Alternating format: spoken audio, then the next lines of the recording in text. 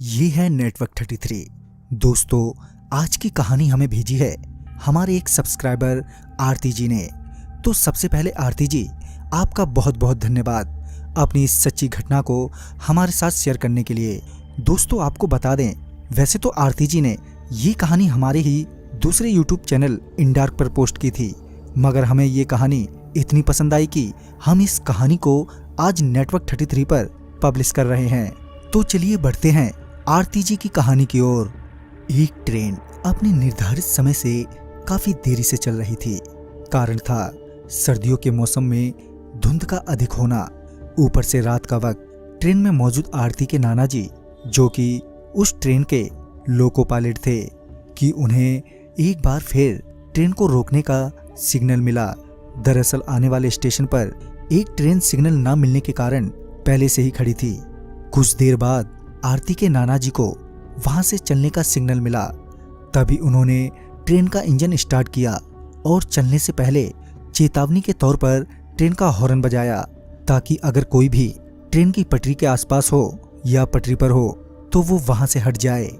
3 बार horn देने के बाद वो आगे बस चलने ही वाले थे कि उनकी नजर सामने पटरियों पर गई, जहां उन्होंने देखा कि पटरियों पर कोई लेटा हुआ है।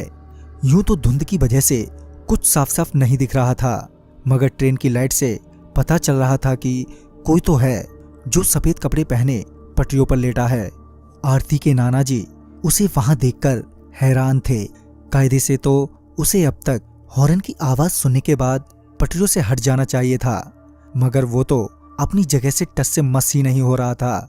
आरती के नाना जी ने ट्रेन के विंडो से उसे आवाज देते हुए कहा, अरे भाई, हॉर्न की आवाज सुनाई नहीं दे रही क्या? चलो अब हट भी जाओ पटरियों से। मगर उनके कई बार कहने के बावजूद भी वो वहीं ज्यों का त्यों ही पड़ा रहा।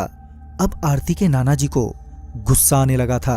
वो मन ही मन सोच रहे थे कि कैसा आदमी है ये, इतनी तेज हॉर्न की आवाज से भी इसे कुछ फर्क नहीं पड़ा। वो ये सोचते हुए ट्रेन से नीचे उतरे और वो उसकी ओर बढ़े। जब आरती के नाना जी उसके करीब पहुंचे तो उन्हें पता चला कि वो एक 15 से 16 साल तक का लड़का है। आरती के नाना जी ने फिर से उस लड़के से कहा, तुम्हें मेरी ही ट्रेन मिली है मरने के लिए? ये बोलते हुए आरती के नाना जी आगे बढ़ ही रहे थे कि वो लड़का एकदम से खड़ा हो गया। उस लड़के को खड़ा होता देख आरती के नाना जी भी एकदम से रुक गए। आरती के नाना जी अभी उस पर चिल्ला ही रहे थे कि वो लड़का अजीब सी चाल में उनकी ओर बढ़ने लगा। पहले तो वो लड़का अपनी मुंडी झुकाए हुए आरती के नाना जी की ओर बढ़ रहा था।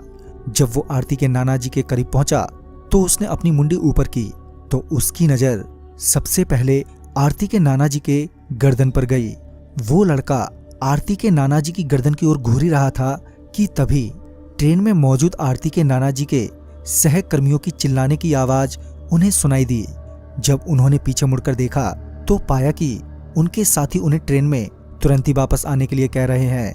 साथ ही वो सारे काफी डरे हुए भी लग रहे थे। आरती के नाना जी समझ नहीं पा रहे थे कि अचानक ही उनके साथियों को क्या हो गया।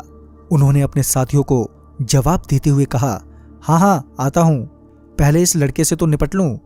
यह कहकर वो वापस सामने की ओर मुड़े तो वो लड़का उनसे काफी दूर खड़ा था और उन्हें घूर रहा था। आरती के नाना जी का गुस्सा अभी शांत नहीं हुआ था, मगर पहले ही उन्हें काफी देर हो चुकी थी और वो अब और देर नहीं कर सकते थे। लिहाजन वो वापस ट्रेन के इंजन में पहुंचे, जहां उनके साथियों ने उनसे कहा कि तुम अभी अभी मरने से बचे हो। वो कोई लड़का नहीं था, तुमने शायद उसके पैरों को ध्यान से नहीं देखा। उस लड़के के पैर उल्टे थे। अपने साथियों की बात सुनने के बाद वो एकदम से सदमे में आ गए।